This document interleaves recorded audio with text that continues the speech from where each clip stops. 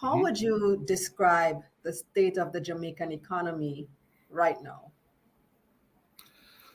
The Jamaican economy has achieved a certain maturity in terms of our macro fiscal situation. We have, over the last decade, through the efforts of successive governments, been able to bring our public debt uh, substantially under control and reduce it to much closer to what is regarded internationally as a sustainable level relative to the size of the economy, GDP.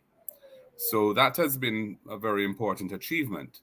And, it was achieved through significant discipline, fiscal discipline over the decade, and the rules that have been written into our law to ensure that governments adhere to uh, uh, prudent fiscal policies.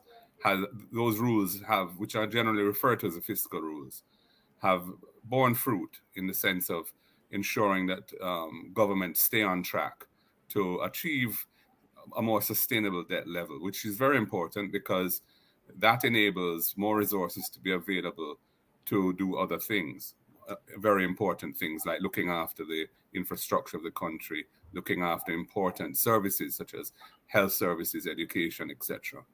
So, from a macro fiscal point of view, things are, I would say, fairly stable, and there's not much to be worried about in that regard.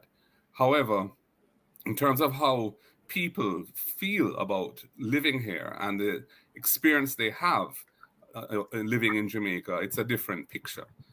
For those who are relatively privileged and well off, life is comfortable, no doubt.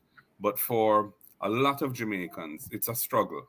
It's a struggle because the hospitals are really not looking after persons who come there in a way which allows them to feel that they are treated with dignity.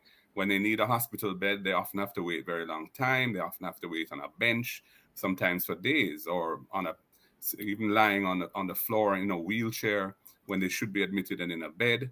In terms of the education system, we have serious problems which have been studied and documented. We have the problem of primary school children, a large percentage of them, over 30%, leaving primary school unable to read and write and do basic arithmetic. And that, of course, results in those children typically having very challenging years through secondary school, poor outcomes. Sometimes they leave with no subjects, and that feeds into the disaffection and the stymied opportunities for those young people.